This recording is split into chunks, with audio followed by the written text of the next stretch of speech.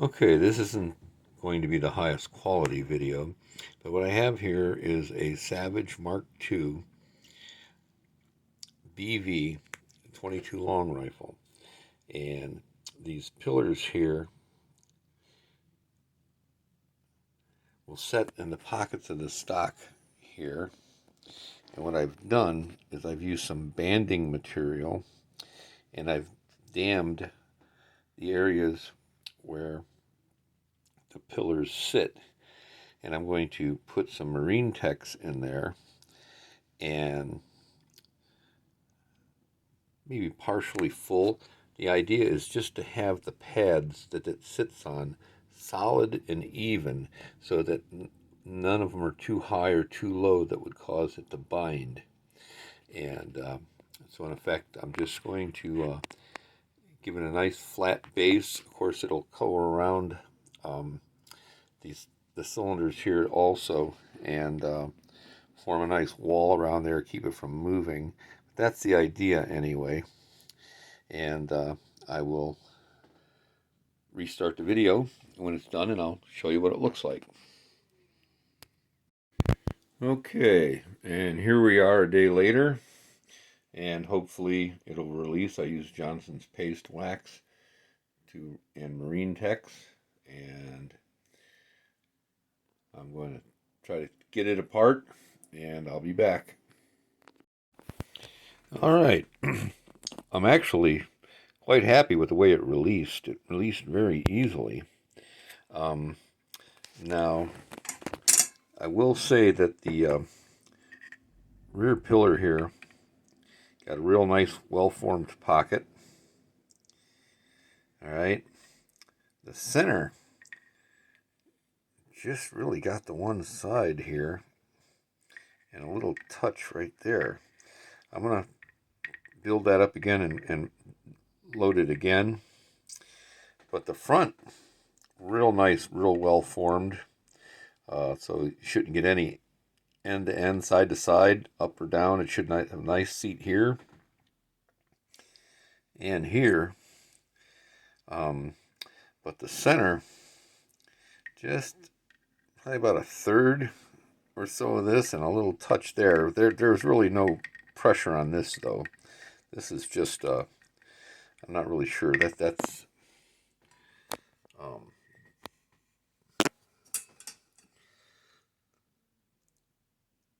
this front lug here. Okay, but this one and this back here are very well formed.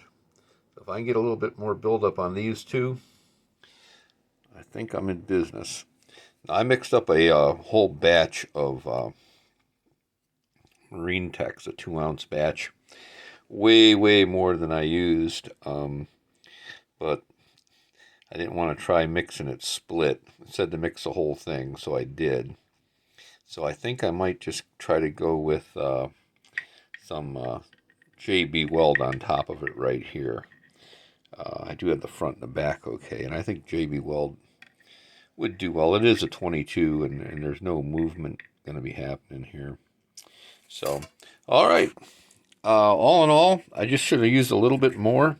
I didn't want it oozing all over the place, but I was afraid it was going to ooze out, and I didn't realize because there was a wood base there, and I thought that it sat right on there, and I covered it pretty well. But it must not have had any contact, which would have been pulling down on the center of this right here. So I'm really glad I did bed this. So anyway, there it is. Um, First time doing it, but I think it really worked using those bands in there. Okay, that's it. Okay, as you can see, I sanded down the top of the Marine Tex, and I put some. All I had was JB Weld. I didn't have any more Marine Tex. I put that on top of there, and put the barrel action back in, and wrapped it with the surgical tubing. And now I got a much better pad for that. So I have the lug for here, uh, these two and the front one, all nice and even so we won't bind at all.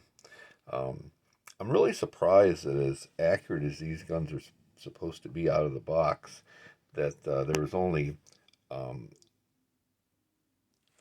really half of this cylinder being supported by wood, and there had to be close to 1/8 of an inch of gap here. I was touching here and touching here, and it had to be close to 1/8 of an inch gap here, which would have caused that to bind to pull down when you put the action screws in. That's why I wrapped it with surgical tubing to keep everything straight. These I made. This is the thread size here is 12/32 or 7/32 32. I made these. I couldn't really find anything I wanted to use, but they come in real handy.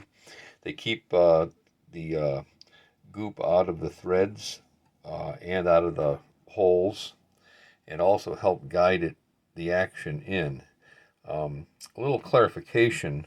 I just use regular banding from off of steel coils from work, just scrap banding, and I used vice grips and curved them around a deep well socket.